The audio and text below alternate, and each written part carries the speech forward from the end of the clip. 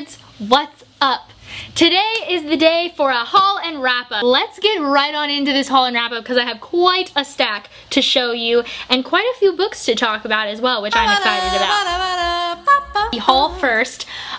These are in no particular order because I just grabbed them off of the section that used to be where they sat. So yes, let's just get right on into this. This first book I have to show you was sent to me for review by the author herself, and that is going to be Through the Shattered Looking Glass by M.L. Crane. Thank you so much, Monica, for sending me this book. I'm so excited to get to it. It is my next read, so I'll be talking about that very soon in a video, so keep an eye out for a review for this one. But I'm so excited. It's an Alice in Wonderland retelling. It's her debut novel, and I'm so excited. It looks creepy. I'm so excited. I hope it's creepy. Next book was sent for me for review as well, and it was sent to me by the author, and it is called Overruled by Brittany Joy, and I'm really excited to get to this. This is a fantasy novel as well. She basically has never lived in a world where kingdom life had to be a part of her life. She hasn't had to follow any strict rules or anything like that, but it turns out that she might have to rule. And there's also magic.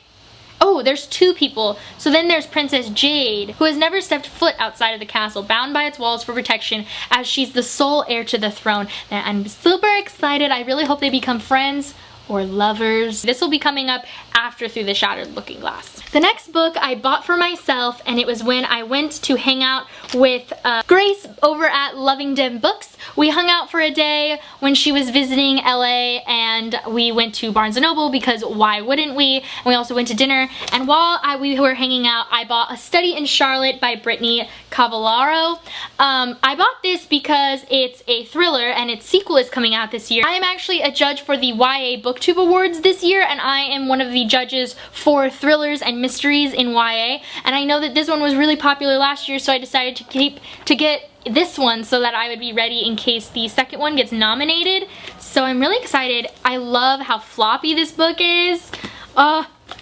And it's so pretty. I love it. The next book was an ARC that I got sent for review. I've already reviewed it on my channel, and I am going to be putting up a blog review when it comes out in July, and it is The Color Project by Sierra Abrams. It's a contemporary, and it's cute, and it's sad, and Levi is the love interest, and he is amazing, and this book is just so cute, and I love it so much, and everyone should pre-order it. I'll link it down below in case you're interested, but I will talk more about this later when I get into my wrap-up. The next book I bought was a requirement, but I bought it for myself.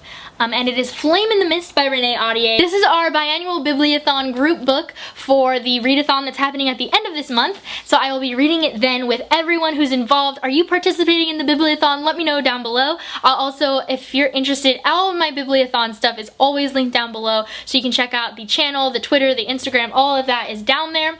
But yes, this is the group book for that this month, and I'm so excited to get to it. I also bought myself a very important book that I have not read yet, and I'm really sad about it, and it's huge, and it is Lord of Shadows by Cassandra Clare. This is the second book in the Dark Artifices series. You probably know what this is, but in case you don't, it's a continuation basically of the Mortal Instruments. This happens after the Mortal Instruments, so if you haven't read the Mortal Instruments, don't read Lady Midnight yet, which is the first book in this series. They're all very interconnected, so you kind of have to start from the beginning. I haven't read this yet. I really want to read Shadowhunter Academy before I read this, and I actually just put that on hold at the library, so I'm hoping to get to that soon.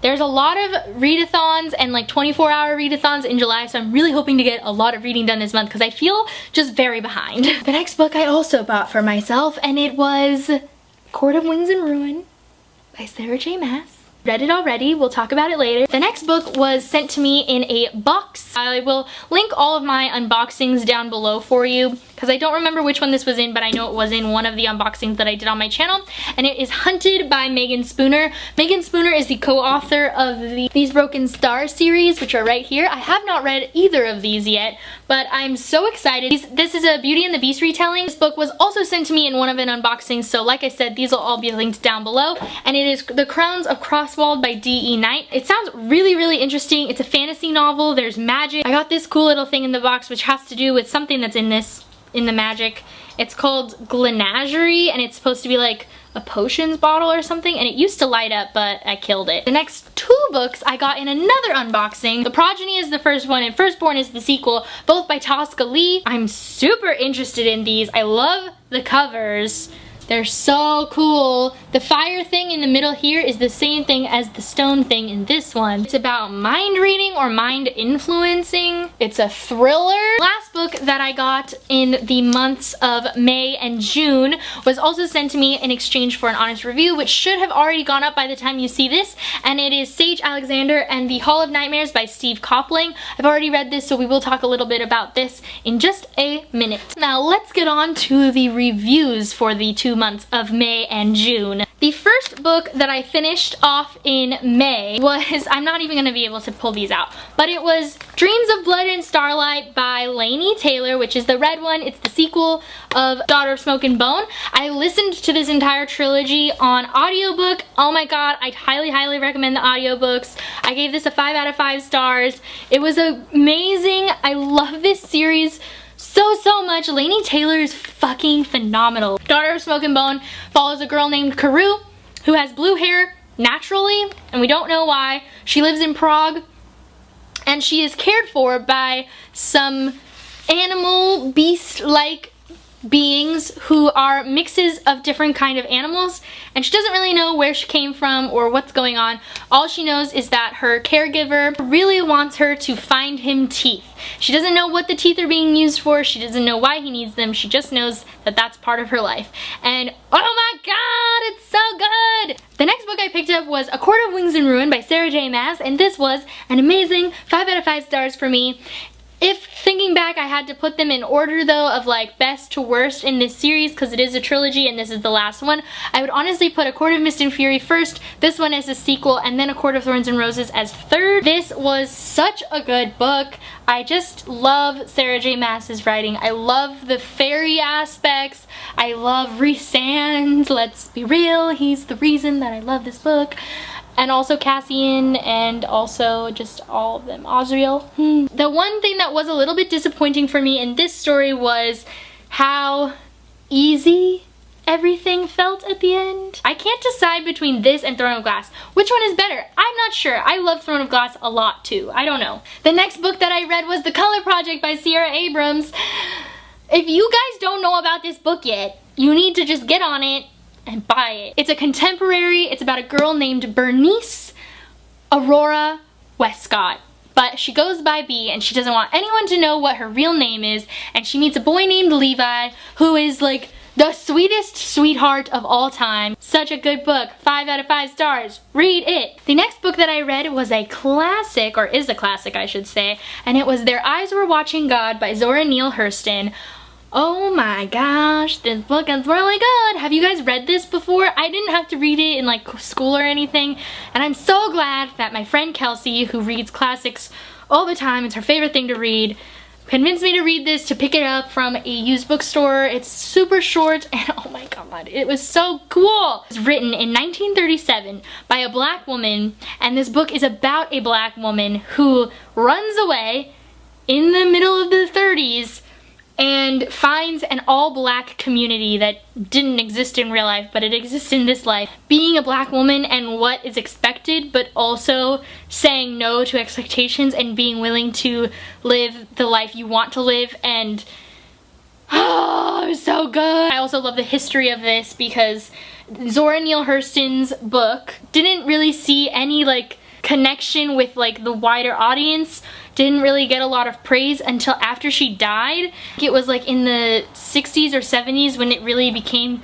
kind of like classicized. That's not a word, but I'm gonna go with it. It had a lot of like backlash until then. So it took like 30 years to be like considered worthy. The next book I read was, I'm not gonna get it out because my books are very nice, but it was Harry Potter and the Order of the Phoenix, the biggest Harry Potter book in the series. I listened to it on audiobook. I'm slowly making my way through the series in audiobook format. The narrations by Jim Dale are what I'm listening to. So I just finished Order of the Phoenix. I have to say, I don't really love Jim Dale's narration of these books. Like, everyone is always ranting and raving about these, and I find his like narration kind of irritating. He like makes Hermione super whiny and I don't really like that.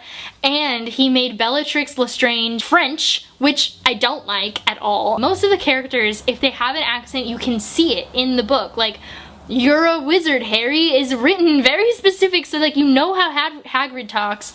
You know how like Fleur Delacour, another French girl, talks. Bellatrix Lestrange doesn't have a weird accent on her words in the book. So it's like frustrating to me that he made her French. And my number one concern was, if he made her French, did that mean he like at least made it consistent and made Narcissa French? Because they're sisters, so they should both be French. But I just started listening to Half-Blood Prince and he did at least keep some consistency because Narcissa is also French. I give this a 4 out of 5 stars. This is also my least favorite book in the Harry Potter series. I get so frustrated. I get frustrated with Harry, who is just angry all the time and annoying, and Umbridge makes me want to pull my hair out. Dumbledore pisses me the fuck off. Sirius should not have died. He's just dumb and then he got himself killed. I mean, I know that it was Bellatrix, but like also he should have stayed at home. What was he thinking? Mr. and Mrs. Weasley get forgotten a lot in this series. Like, we keep having these conversations about how like Harry lost his only like close to a parent type thing he's ever had, and I'm like, excuse me, Mr. and Mrs. Weasley, especially Mrs. Weasley, have taken care of that child since they met him. Like, as much as they could. They would take him in a heartbeat. The only reason they don't is because they can't because of the magic and blah blah blah.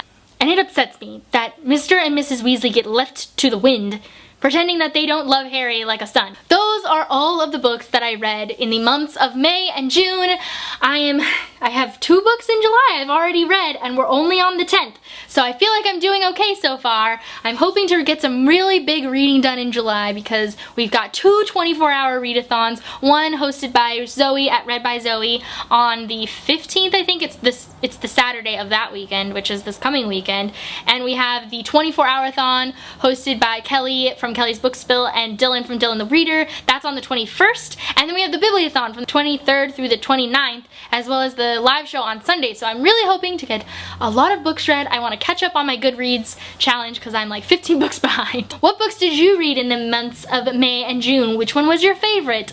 Are you interested in any of these books? There's going to be a lot of links down below, so make sure to check the description box in case you're interested in any of the things that I mentioned that I would link.